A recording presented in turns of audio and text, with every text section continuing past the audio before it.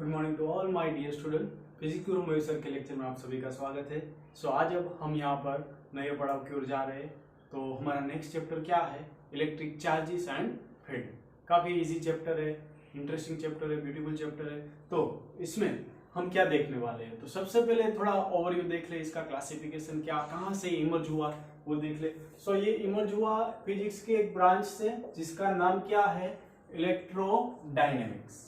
Okay, एक physics की branch है, जैसे ऑप्टिक्स ब्रांच है, मैकेनिक्स ब्रांच है, थर्मोडायनेमिक्स ब्रांच है। तो हमने मैकेनिक्स देख लिया 11th में, उसके अलावा हमने क्या देख लिया? थर्मोडायनेमिक्स देख लिया, ऑप्टिक का एक पोर्शन देखा अभी फिलहाल लास्ट रिसेंटली। और एक और ब्रांच थी जो देखनी बाकी थी, वो क्या है? इलेक्ट्रोडायनेमिक्स। ओके, तो इलेक्ट्रोडायनेमिक्स क्या है? So it's nothing but the branch of physics which deals with the study of charges and its behaviour. Okay, so जैसे ऑप्टिक्स क्या करता था? लाइट की स्टडी करता था, वैसे इलेक्ट्रोडायनेमिक्स किसकी स्टडी करता है? चार्ज की स्टडी करता है। Okay, so electrodynamics is the branch of physics which deal with the study of charge. कि अगर हम यहाँ पर देखें कि चार्ज रेस्ट पर है, अगर चार्ज रेस्ट पर है तो वहां पर कौन सी अगेन सब ब्रांच निकल कर आती है? Electrostatics. It is nothing but our chapter number 1 and 2। अगर चार्ज रेस्ट कंडीशन पर है तो कौन सी ब्रांच निकल कर आती है? इलेक्ट्रोस्टैटिक्स। ओके, और अगर हम कंसीडर करें कि चार्ज है वो मूविंग है तो वहां पर हम क्या स्टडी करते हैं? मैग्नेटिक फील्ड स्टडी करते हैं। Magnetic field which is our chapter number 4, 5, 6 and 7। Okay, so वहां पर अब चार्ज मूविंग होता है तो मैग्नेटिक फील्ड इंड्यूस होती है, जनरेट होती है। ये आपने 10th स्टैंडर्ड में थोड़ा बहुत देखा हुआ है।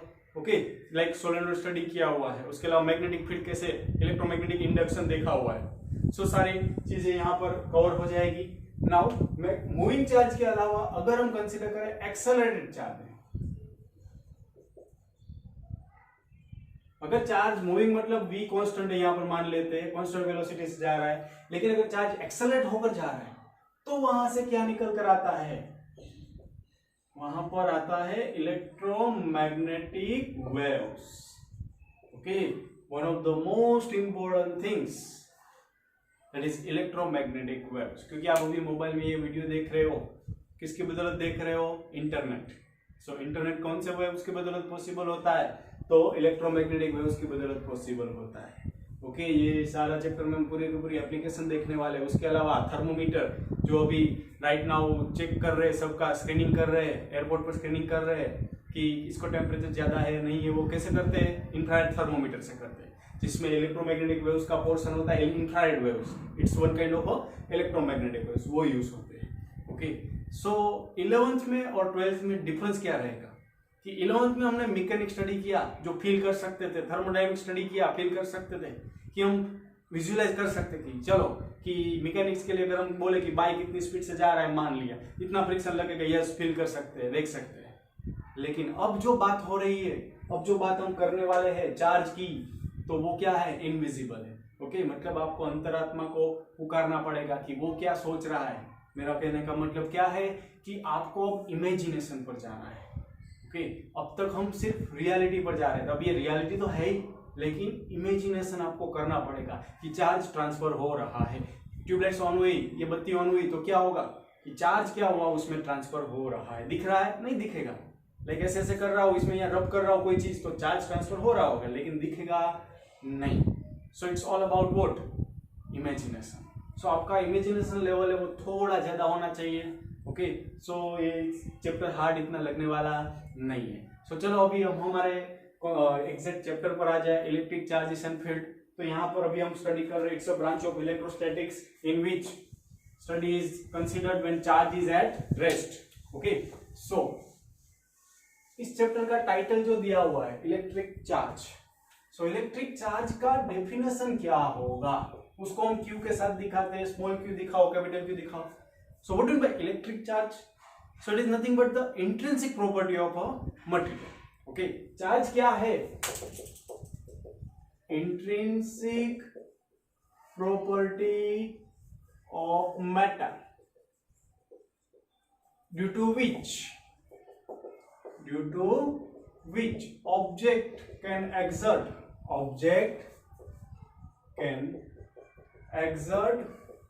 Force on another charge, another, okay, कि कोई चार्ज पार्टिकल ऑब्जेक्ट हो, वो दूसरे ऑब्जेक्ट पर फोर्स लगाए, तो एक क्या है, ये फोर्स लग रहा है, इलेक्ट्रोस्टैटिक फोर्स है, रिपल्सन है, अट्रैक्शन फोर्स है, वो किसकी बदौलत लग रहा है, इलेक्ट्रिक चार्ज की बदौलत लग रहा है, ओके। कि लाइक अगर हम कंसीडर करें तो इसकी कोई ऐसी स्टैंडर्ड डेफिनेशन नहीं है, लेकिन it's one kind of a property. Like mass की डेफिनेशन बोले तो क्या होगा, it's nothing but intrinsic property of a material, एक इनबिल्ट प्रॉपर्टी है।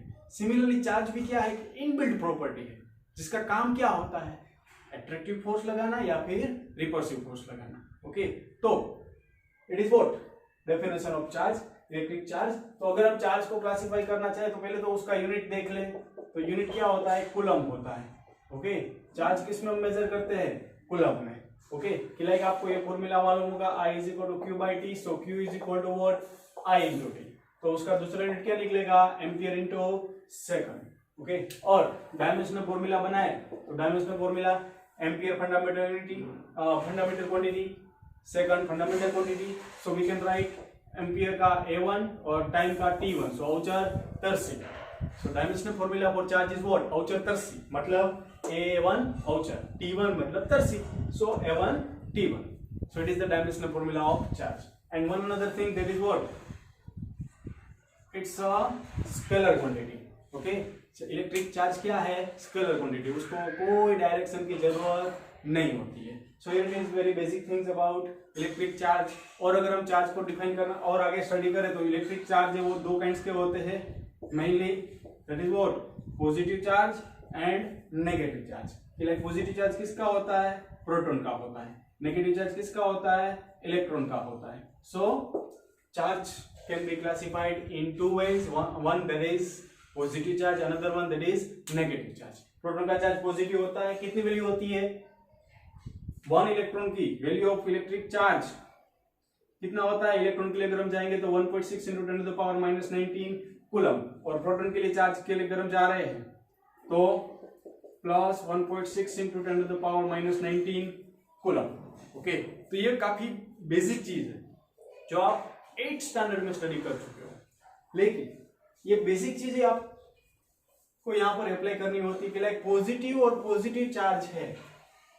तो उसके बीच में क्या होता है ये भी आपको मालूम है, रिपल्सन होता है, ओके। सिमिलरली नेगेटिव चार्ज है तो उसके बीच में भी क्या होने वाला है, रिपल्सन होने वाला है। और अगर हम कंसीडर करें पॉजिटिव और नेगेटिव चार्ज तो क्या होने वाला है, अट्रैक्शन होने वाला है। और अगर हम बात करें नेगेटिव और पॉजिटिव चार्ज तो अगेन क्या होने वाला है, अट्रैक्शन होने वाला है। सो हमारा यहाँ पर कंक्लूजन क्या निकला कि for two similar charges repulsion is occur and for two dissimilar charges attraction will occur, okay. मतलब कि दो सिमिलर चार्ज है तो क्या है, दुश्मन है, दो ऑपोजिट चार्ज है तो क्या है, दोस्त है, दैट्स इट, ओके। तो ये बेसिक चीज है। आप बोलोगे कि ये सर ऐसा क्यों कपूर जैसा समझा रहे हैं, लेकिन जरूरत इसकी है, वक्त की नजाकत को देखो, क्योंकि न्यूमेरिकल में आप यही लगाओगे। उस टाइम पर मैंने अब तक देखा हुआ है बच्चे हैं ना फिसल जाते हैं, यही चीज नहीं लगा पाते, ओके।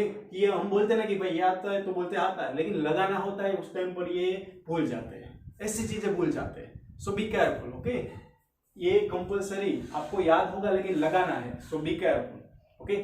सो ये था कुछ उसकी बेसिक प्रॉपर्टीज। उसके अलावा और बेसिक प्रॉपर्टीज है तो वो कौन कौन सी है कि like basic properties of charge में अगर हम जाए तो 3 मेनली हम अभी बेसिक प्रॉपर्टीज देखने वाले हैं चार्ज के लिए, कि उसमें पहली हम कंसीडर करें प्रॉपर्टीज ऑफ चार्ज में, प्रॉपर्टीज ऑफ चार्ज।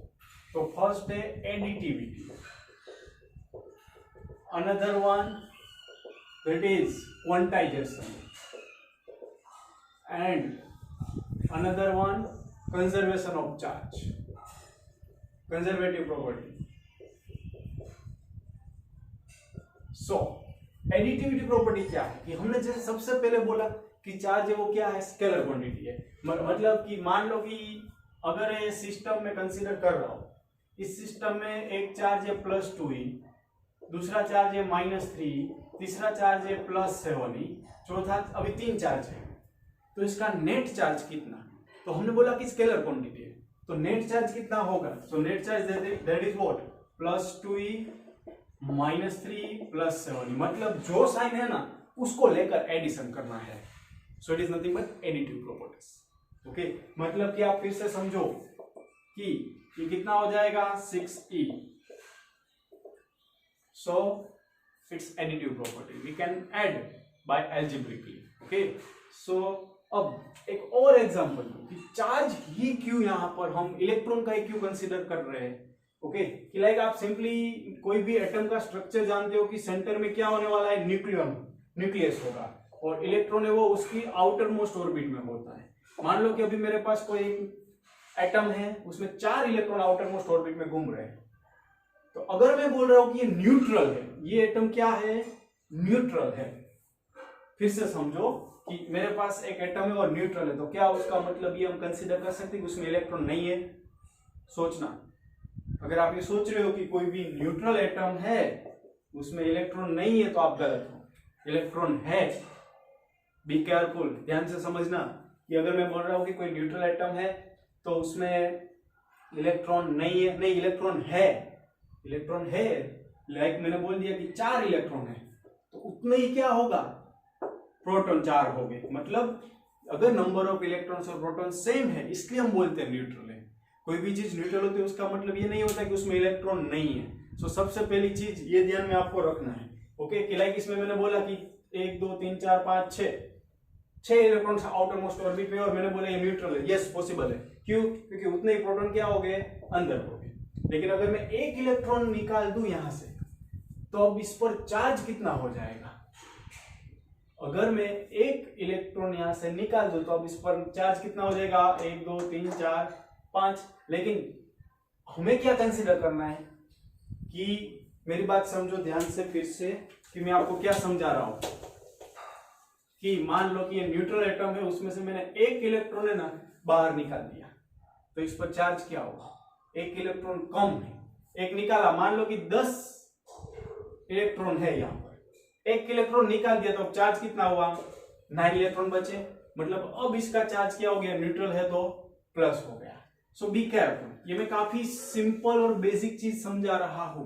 ओके, कि अगर हमारे पास कोई एटम है, उसमें से न्यूट्रल एटम है, उसमें से 1 इलेक्ट्रॉन निकाल देंगे तो चार्ज क्या उस पर हो जाएगा, 1 इलेक्ट्रॉन निकाला तो 1 प्लस हो जाएगा। अगर 2 इलेक्ट्रॉन निकाल दिए तो इस पर चार्ज कितना हो जाएगा, +2 हो जाएगा। 3 इलेक्ट्रॉन निकाले तो +3 हो जाएगा। केमिस्ट्री में स्टडी कर चुके हो ना। तो अब ये था additive property, that's it. Okay, इसमें कुछ ज्यादा डिटेल में समझने की जरूरत नहीं है। अब हम देखने वाले हैं क्वांटाइजेशन, कि लाइक आपने कभी देखा केमिस्ट्री में कि यहाँ पर 1 इलेक्ट्रॉन 2 इलेक्ट्रॉन ऐसा तो हम निकालते हैं, 1.5 इलेक्ट्रॉन निकाला, आधा इलेक्ट्रॉन निकाला, 3.5 इलेक्ट्रॉन निकाला, कभी नहीं देखा होगा। Okay,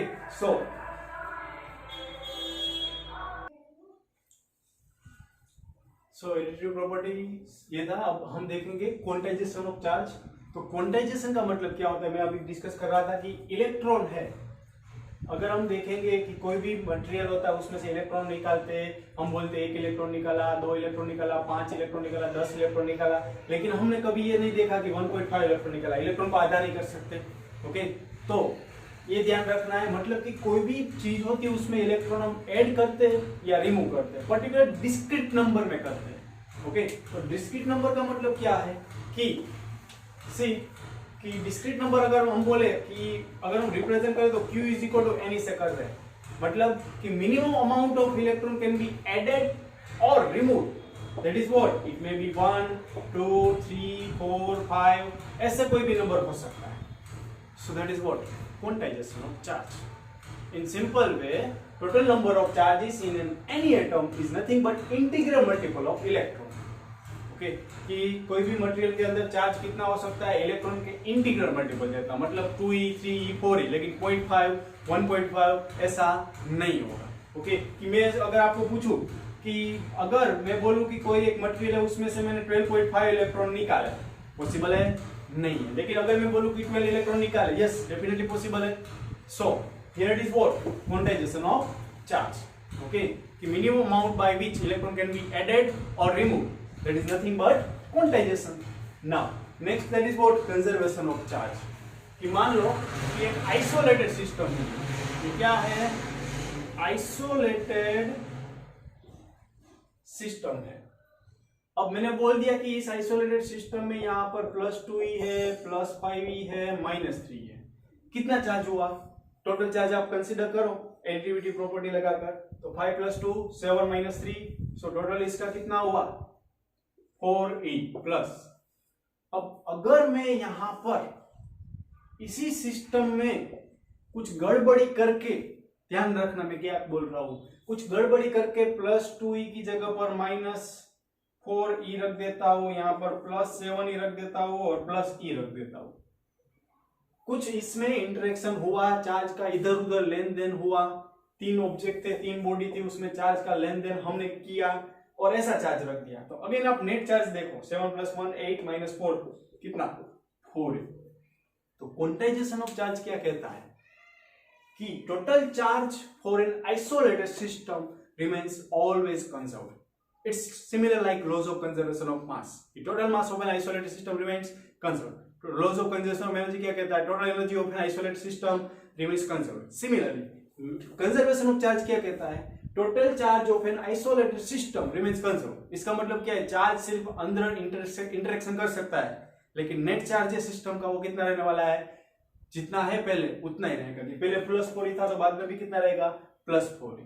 okay, so it is nothing but conservation of charges. Okay, so ये चार्ज की बेसिक 3 प्रॉपर्टीज है, काफी इजी प्रॉपर्टीज है, इसको ज्यादा सीरियसली लेना नहीं है। ओके, तो अब हम आगे बढ़े, तो उसके बाद में हम यहाँ पर देखने वाले हैं कूलम्ब्स लॉ। तो कूलम्ब्स लॉ क्या है, यहां से ये चैप्टर शुरू होता है। अब तक सिर्फ बेसिक बैकग्राउंड चल रहा था, रियल चैप्टर स्टार्टेड नाउ। सो कूलम्ब्स लॉ इस इलेक्ट्रोस्टैटिक्स का एक बहुत इंपॉर्टेंट चीज माना जाता है। ओके, कि लाइक कूलम्ब्स लॉ। सो कूलम्ब्स जी ने क्या किया कि हमने पहले बोला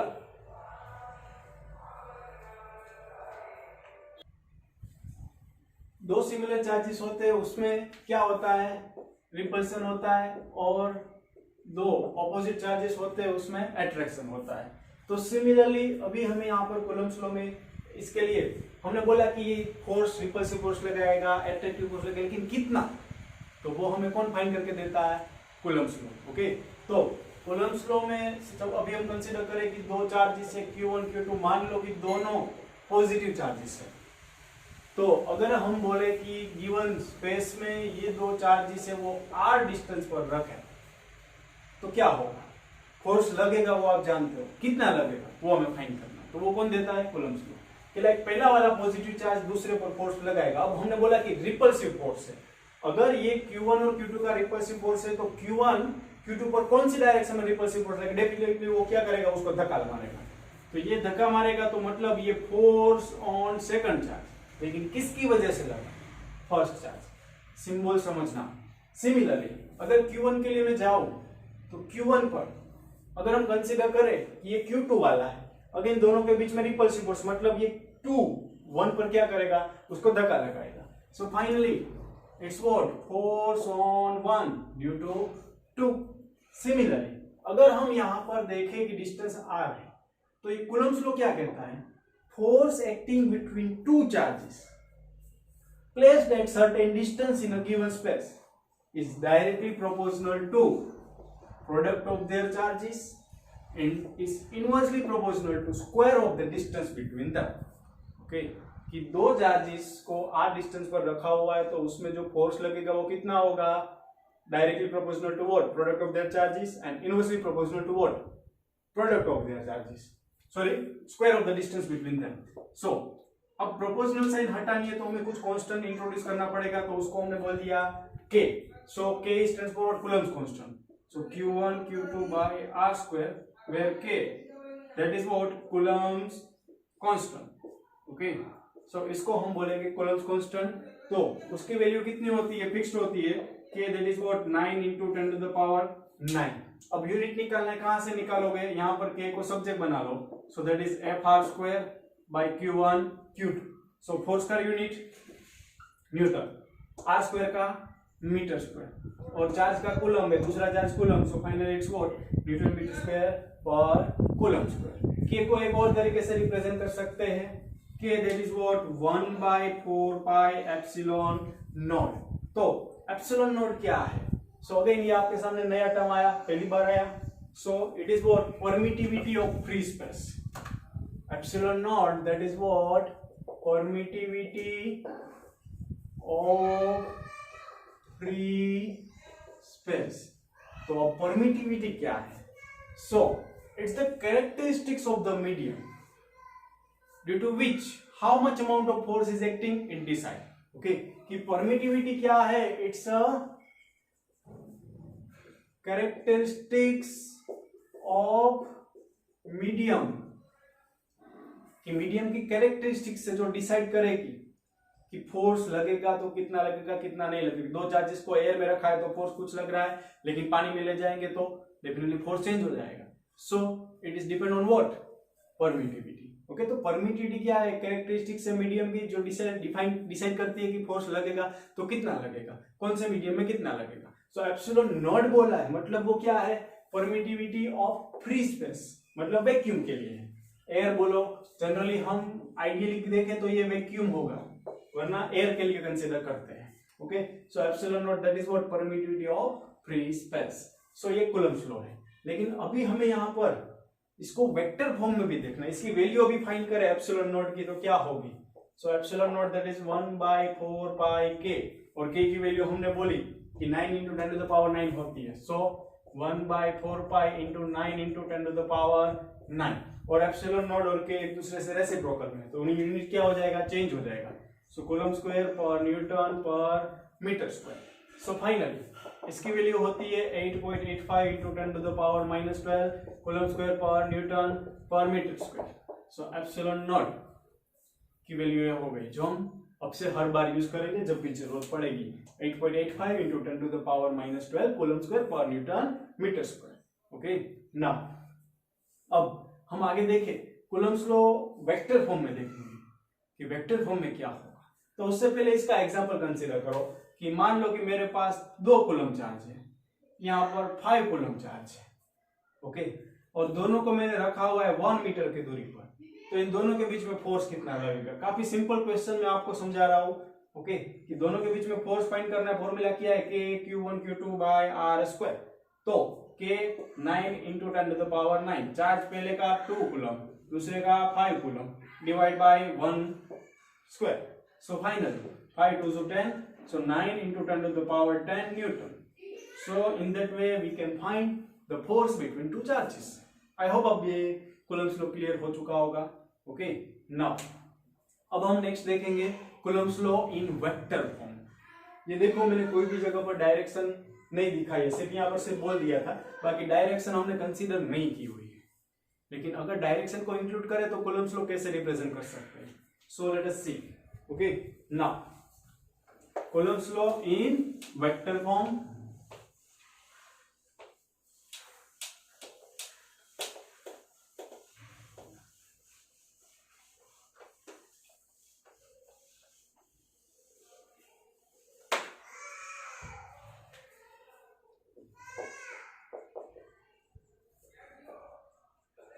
तो वेक्टर फॉर्म में कुछ नहीं करना है, हमें स्पेसिफिक डायरेक्शन रिप्रेजेंट करने के लिए ये Q1 है। अगर हम बोल दे कि ये Q2 है, तो अगर Q1 की वजह से Q2 पर जो भी फोर्स लगेगा वो इस साइड लगेगा, मतलब force on two due to 1। Similarly ये 1 पर फोर्स लगेगा वो 2 की वजह से इस साइड लगेगा। ये मैंने ऑलरेडी डिस्कस कर लिया है 5 मिनट पहले। मान लो कि अब ये दोनों चार्जेस के बीच का डिस्टेंस कितना है? r है। अब अगर 1 की वजह से 2 की साइड हट जाए तो ये क्या हुआ? r12 unit vector. अब यूनिट वेक्टर क्या करता है? डायरेक्शन दिखाता है।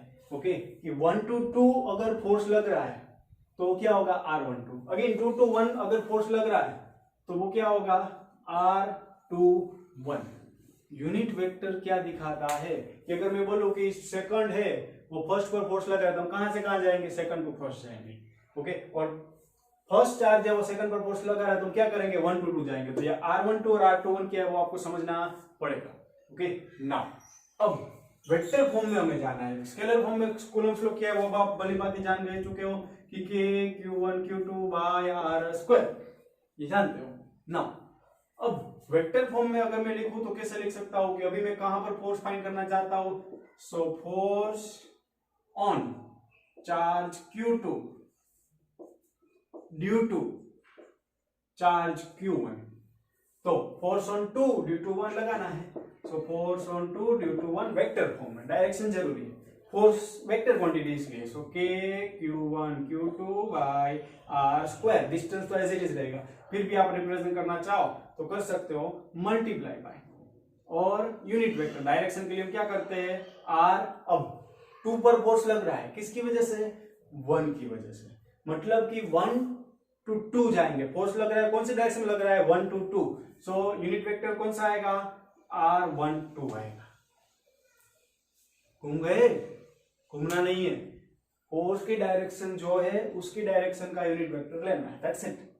ओके, कि लाइक 1 की वजह से 2 में लग रहा था तो 1 to 2 पे लेना है, तो ये r12 मिला। ओके, तो ये वो डिस्टेंस भी क्या होगा, r12 स्क्वायर।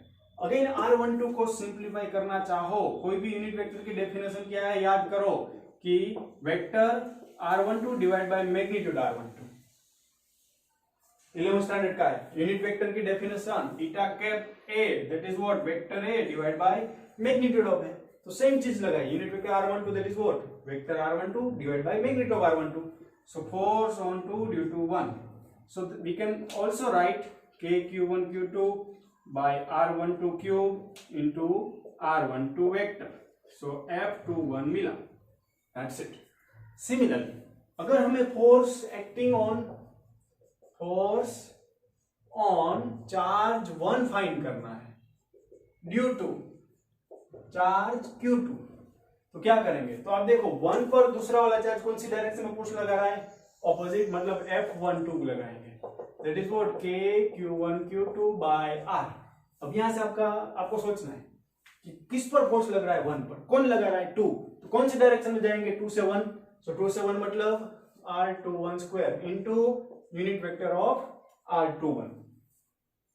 सो समझना, फोर्स जिस डायरेक्शन में लग रहा है उस डायरेक्शन का यूनिट वेक्टर आपको कंसीडर करना होता है। फाइनली यूनिट वेक्टर क्या रिप्रेजेंट करता है, direction in which force is acting. Okay, so अब आगे बढ़े, सो इसको भी मैं सिंप्लीफाई करके रख सकता हूं k q1 q2 by r21 square into unit vector of r21 that is what, vector r21 by magnitude of r21। So finally it's k q1 q2 by r21 cube और vector r21, so it's f12। Okay, अब आप देखो r21 में r12 major करने जाओ या 21 major करने जाओ, मैग्नीट्यूड तो सेम है, सिर्फ डायरेक्शन ऑपोजिट है, मतलब हम क्या लिख सकते हैं, vector r21 is equal to minus vector of r12 लिख सकते हैं। 1 to 2 जाओ मेजर करने, 2 to 1 जाओ, अगर ये 10 है तो ऑपोजिट होगा तो कितना होगा, -10, डायरेक्शन अलग है। सो अगेन हम यहाँ पर कोई एक जगह पर रखें तो हम क्या लिख सकते हैं, force on 1 due to 2 is equal to what, force on 2 due to 1। Simple सी चीज है ना, कि अगर मैं इस दीवार पर 10 न्यूटन लगाता हूं तो दीवार मेरे ऊपर कितना लगाती है, 10, लेकिन डायरेक्शन क्या, ऑपोजिट, मतलब कि यहां पर भी न्यूटन्स थर्ड लॉ वैलिड है।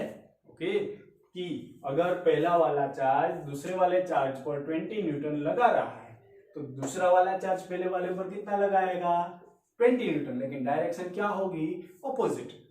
सो it is nothing but Newton's third law, action and reaction both are same in magnitude and opposite in direction।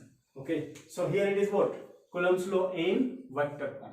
अब आपको क्या करना है, आपको सोचना है कि अगर ये चार्ज प्लस नहीं माइनस होता तो पहला वाला चार्ज दूसरे वाले को क्या करता, अट्रैक्ट करता, तो फोर्स ऑन 2 ड्यू टू 1 इस साइड आता। सिमिलरली दूसरा वाला चार्ज नेगेटिव है, पहला वाला पॉजिटिव, तो वो भी उसको क्या करता, अट्रैक्ट करता। दोस्त है तो डेफिनेटली बाजू में आएंगे, बाजू में, so force on 1 due to 2, बाकी एज इट इज डेरिवेशन आएगा। ओके, सो बस यही चीज लगानी थी आपको, काफी इजी चीज है, काफी इजी टॉपिक है, इसमें कोई चिंता करने की बात नहीं है। सो अब हम यहाँ पर कूलम्ब्स लॉ में आगे देखेंगे permittivity of permittivity, and another one, that is dielectric constant, relative permittivity and dielectric constant.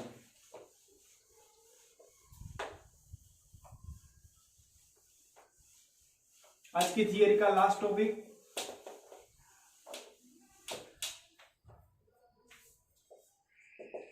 Relative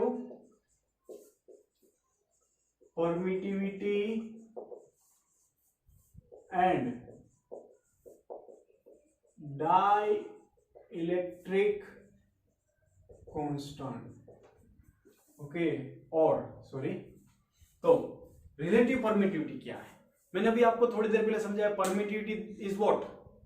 it is the characteristics of the medium due to which how much force is acting on the charge particle is decided. Okay, so permittivity, अगर मैं दो charge को air में रख रहा हूं और उनके बीच में फोर्स फाइंड करने जा रहा हूं, एयर मतलब कि वैक्यूम, चलो वैक्यूम में रख रहा हूं और फोर्स फाइंड करने जा रहा हूं, तो फॉर्मूला क्या आएगा? 1/4πε0 Q1 Q2/r² आएगा। हाँ या ना? डेफिनेटली हाँ। ओके, ये तो फॉर्मूला जानते हो। लेकिन अगर कोई मीडियम में रखा हुआ है, कोई गिवन मीडियम में रखा हुआ है, तो उनके बीच में फॉर्मूला क्या रहेगा? 1/4πε। Epsilon stands for what? Permittivity of given medium. Epsilon naught stands for what? Permittivity of free space. So इसका फॉर्मूला रहेगा Q1 Q2/r², where epsilon is what? Permittivity of given medium. और एप्सिलॉन नॉट क्या था? Permittivity of vacuum, vacuum में रखा था तो उसकी परमिटिविटी है। सो अगेन, अगर मैं यहां पर ये रेशियो कंसीडर करूं, force in vacuum to the force in medium, तो क्या आएगा? तो देखो ये टर्म्स तो कैंसिल हो जाएगा, Q1 Q2/r², Q1 Q2/r², 4/4 cancel. So finally it's what? Epsilon by epsilon not. So it is nothing but relative permittivity. Okay, मतलब कि रिलेटिव परमिटिविटी बोलो या फिर डाइलेक्ट्रिक कांस्टेंट K बोलो, दोनों का मतलब क्या होगा? सेम होगा। ध्यान रखना, K के साथ कंफ्यूज मत होना। कूलम्स कांस्टेंट वाला भी K है, ये अलग K है। ये कौन सा है? डाइलेक्ट्रिक कांस्टेंट वाला है। ओके, इसके अलग पैरामीटर है कूलम्स कांस्टेंट से। सो अब रिलेटिव परमिटिविटी की डेफिनेशन क्या हुई? Permittivity of the given medium, the ratio of permittivity of given medium to permittivity of given free space, that is considered as relative permittivity. फिर से, relative permittivity, it is nothing but per ratio of permittivity of medium, given medium, to the permittivity of free space, that is considered as relative permittivity। और उसी को हम क्या बोलते हैं? Dielectric constant. इसको एक और तरीके से डिफाइन कर सकते हैं कि ratio of force acting between two charges when placed in vacuum to the force acting between that two charges when placed in given medium. So that is also considered as relative permittivity. Okay, तो आपको इसमें सिर्फ इतना समझना था, epsilon R क्या है? Epsilon by epsilon not. Relative मतलब क्या? कि वैक्यूम के रिस्पेक्ट में मेजर करेंगे परमिटिविटी, तो उसको क्या बोलेंगे? रिलेटिव। ओके, सो अब हम यहाँ पर जो आज का टॉपिक स्टडी किया है उसके बेस न्यूमेरिकल स्टडी करेंगे। सो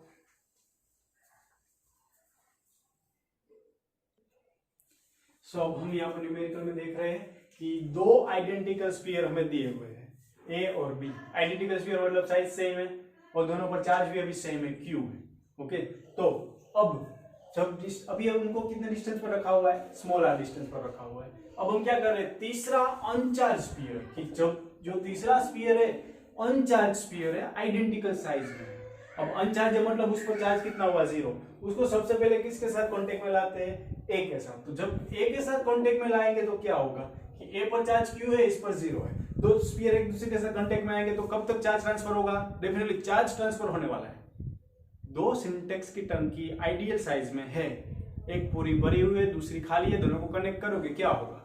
दोनों में पानी आधा आधा भर जाएगा। सिमिलरली अगर ये एक चार्ज पूरा का पूरा एक फुली चार्ज है, क्यू चार्ज है, दूसरे पर कुछ चार्ज नहीं है, दोनों को कांटेक्ट में लाए, तो कांटेक्ट में लाने से चार्ज क्या होगा? रीडिस्ट्रीब्यूट होगा। इसको हम बोलते हैं रीडिस्ट्रीब्यूशन ऑफ चार्ज। तो आइडेंटिकल साइज है मतलब कि अब ए और सी पर कितना कितना चार्ज चला जाएगा? Q/2 चार्ज चला जाएगा। अब देखो क्वेश्चन अभी पूरा नहीं हुआ है। क्वेश्चन क्या है कि पहले ए और बी आइडेंटिकल स्फीयर दिए हुए, उसके बीच का डिस्टेंस आर है, तब फोर्स लग रहा है कुछ। लेकिन जब ए स्फीयर के साथ दूसरा अनचार्ज स्फीयर टच करवाते, फिर उसी स्फीयर को बी के साथ टच करवाते हैं, तो अब नया फोर्स ए और बी के बीच में कितना होगा। सो फाइनल हमें एफ डैश फाइंड करना है। सो बी पर अगर हम टच करवाएंगे तो बी पर चार्ज कितना है क्यू, लेकिन सी पर कितना अब हो गया क्यू/2। सो फाइनली अब चार्ज रिडिस्ट्रीब्यूट कैसे होगा। सो इसमें हमने क्या किया था फाइनली, q + 0/2, यहाँ पर भी ये कैसा है q/2, q + 0/2 से है।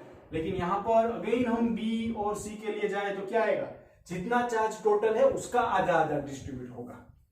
जब भी दो आइडेंटिकल स्फीयर एक साथ रखते हैं तो चार्ज डिस्ट्रीब्यूट कैसे होता है, टोटल चार्ज का आधा आधा डिस्ट्रीब्यूट होता है। सो टोटल चार्ज कितना, q + q/2/2। So it is how much, 3q/4। Similarly इसमें भी कितना जाएगा, 3q/4। अगेन अब b और c को, सॉरी a और b को सेम डिस्टेंस पर रख रहे हैं, तो अब a पर कितना चार्ज है q/2, b पर कितना चार्ज है 3q/4। तो नया फोर्स कितना होगा, कि ओरिजिनल फोर्स की बात करें तो ये कितना था kq²/r²। सो नए फोर्स के लिए अगर हम जाएंगे, so F dash is equal to what, kqa dash qb dash. तो qa dash is how much, q/2। So k multiply by q/2, qb dash is how much, 3q/4 और r²। सो फाइनली ये हमें कितना मिला, k q²/r² into 3/8। Original कितना force था kq²/r², तो ये मैं kq²/r² की जगह पर f रख सकता हूं। So finally our answer will be what, 3f/8। नया फोर्स कितना मिलेगा, 3f/8। सो क्वेश्चन क्या था कि दो अनचार्ज स्फीयर, एक अनचार्ज स्फीयर c को a के कांटेक्ट में लाएंगे तो चार्ज रिडिस्ट्रीब्यूट हो गया, फिर वही जो c पर चार्ज अब मिला है उसको b के साथ कांटेक्ट में लाते हैं। ओके, तो अगेन चार्ज रिडिस्ट्रीब्यूट होगा। रिडिस्ट्रीब्यूट कैसे होता है वो ये समझना जरूरी है। टोटल चार्ज पहले आप कर लो, जिसका भी रिडिस्ट्रीब्यूशन होने वाला है, फिर उसका आधा करो। लेकिन ये आधा वाला कॉन्सेप्ट कब लगेगा, जब आइडेंटिकल साइज होगी तब लगेगा, वरना आधा चार्ज वाला कॉन्सेप्ट लगेगा नहीं। उसके अलावा भी दूसरे केसेस है जो हम बाद में डिस्कस करेंगे। सो ये आपको मिल गया नया फोर्स, दैट्स इट। ओके, काफी सिंपल सा बेसिक सा न्यूमेरिकल था, रिडिस्ट्रीब्यूशन ऑफ चार्जेस समझना था। अब हम नया न्यूमेरिकल देखें कि दो चार्जेस है कैपिटल Q, उसको कुछ डिस्टेंस पर रखा हुआ है। अब थर्ड चार्ज स्मॉल q है, उसको कहां पर रखेंगे तो ये पूरी सिस्टम इक्विलिब्रियम में होगी, और उसकी साइन भी हमें दिखाने की, वो प्लस होगा या माइनस। तो मान लो कि अभी हम यहाँ पर थर्ड चार्ज को यहाँ पर बीच में रख रहे हैं। अब ये थोड़ा टेढ़ा है, थोड़ा सब्र रखना, शांति रखोगे तो आ जाएगा। थोड़ा यहाँ पर ज्यादा न्यूमेरिकल प्रैक्टिस की जरूरत आपको पड़ने वाली है कि अगर दो चार्जेस के बीच में कोई एक छोटा सा चार्ज मैंने अभी मान लो कि कितने डिस्टेंस पर रखा, पहले चार्ज से x डिस्टेंस पर रखा, तो दूसरे चार्ज से डिस्टेंस कितना होगा r-x। लेकिन सिस्टम इक्विलिब्रियम में है, उसका मतलब क्या होगा कि जो नेट फोर्स होगा ना यहाँ पर पूरी सिस्टम में, वो कितना होने वाला है, 0। फिर चाहे वो स्मॉल q पर हो, कैपिटल Q पर हो, या इस कैपिटल Q पर हो, जब भी गिवन सिस्टम पर नेट फोर्स 0 होगा तब हम बोलेंगे वो सिस्टम क्या है, इक्विलिब्रियम में, नेट फोर्स के लिए। तो ध्यान रखो कि यहाँ पर साइन भी देखनी पड़ेगी। हमने इतना स्टडी किया हुआ है, दो पॉजिटिव चार्ज होगा तो क्या होगा, रिपल्सन, एक पॉजिटिव और नेगेटिव होगा तो क्या होगा, अट्रैक्शन। सो अगर हम बात करें, इसको मैंने बोल दिया A, इसको बोल दिया B और इसको बोल दिया O। सो O पॉइंट पर अगर हम जाएंगे तो ये Q है वो क्या होना चाहिए कि लाइक ये प्लस Q की वजह से Q पर फोर्स लगेगा, वो फॉरवर्ड लगेगा। अगेन ये प्लस Q है, उसकी वजह से फोर्स इस साइड लगा, मतलब कि ये साइन प्लस चलो है तो इसमें कोई दिक्कत नहीं है। नहीं समझे आप थोड़ा सा समझो, ये Q है, ये स्मॉल q है, ये कैपिटल Q है। अभी मेरा फोकस सिर्फ O पॉइंट पर है, तो ये प्लस Q स्मॉल q पर फोर्स इस साइड लगाएगा, डेफिनेटली हाँ, तो उस फोर्स को मैंने बोल दिया F डैश। सिमिलरली ये प्लस Q स्मॉल q पर फोर्स लगाएगा, अगर पॉजिटिव चार्ज है तो इस साइड, उसको बोल दिया F डैश। तो चलो यहाँ पर तो इक्विलिब्रियम बन गया। ओके, हमें ये डिस्टेंस ही फाइंड करना है कि इक्विलिब्रियम में कब बने। सो हम मान लेते हैं कि फोर्स सेम होगा तभी बनेगा, लेकिन अब ये कैपिटल Q कंसीडर करें। इस कैपिटल क्यू पर स्मॉल क्यू और बाकी वाले चार्ज की बदौलत फोर्स कितना लगेगा। देखो ये इतना हार्ड नहीं है। अब छोटे क्यू की वजह से इस पर चार्ज, अगर हम पॉजिटिव चार्ज कंसीडर करते हैं, दोनों एक दूसरे को रिपल करेंगे, एफ ये क्यू की वजह से यहां पर रिपल करेंगे, दो फोर्स सेम डायरेक्शन में लगे, इक्विलिब्रियम नहीं हो सकता।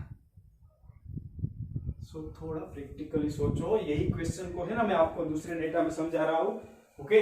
क्योंकि मुझे भी आप पर भरोसा है कि 50% शायद आया हो समझ में, कि मान लो कि यहाँ पर 2 कूलम चार्ज है, यहाँ पर भी 2 कूलम चार्ज है और ये डिस्टेंस 2 मीटर है। अब मैं यहाँ पर ऐसा 1 कूलम प्लस या माइनस वो भी मालूम नहीं है कि अभी मैं 1 कूलम चार्ज कैसे रखूं, कहां पर रखूं, ताकि नेट इक्विलिब्रियम जनरेट हो। इक्विलिब्रियम का मतलब है कि मैं अगर ये पॉइंट कंसीडर करूं तो इस पर भी नेट फोर्स 0 होना चाहिए, ये पॉइंट कंसीडर करूं तो इस पर भी नेट फोर्स 0 होना चाहिए, और ये पॉइंट कंसीडर किया तो FC मान लो ये B है और ये A है। सो सारे पॉइंट पर नेट फोर्स क्या होना चाहिए, 0। तो आप सिर्फ ये समझो C पॉइंट पर अगर ये प्लस चार्ज है, A पॉइंट की वजह से C पॉइंट पर फोर्स लगेगा वो FC है यहां पर लगा, B पॉइंट की वजह से C पॉइंट फोर्स लगा FCB यहां पर, दोनों फोर्स सेम डायरेक्शन में आया तो क्या इक्विलिब्रियम हो सकता है, नहीं हो सकता। सो इसका मतलब ये वाला चार्ज क्या होना चाहिए, नेगेटिव होना चाहिए। अब ट्राई करो, ये +2 कूलम की वजह से फोर्स लगेगा फॉरवर्ड, ये माइनस वाला है, ये C को क्या करेगा, अट्रैक्ट करेगा, मतलब ये डायरेक्शन क्या आनी चाहिए, ऑपोजिट आई।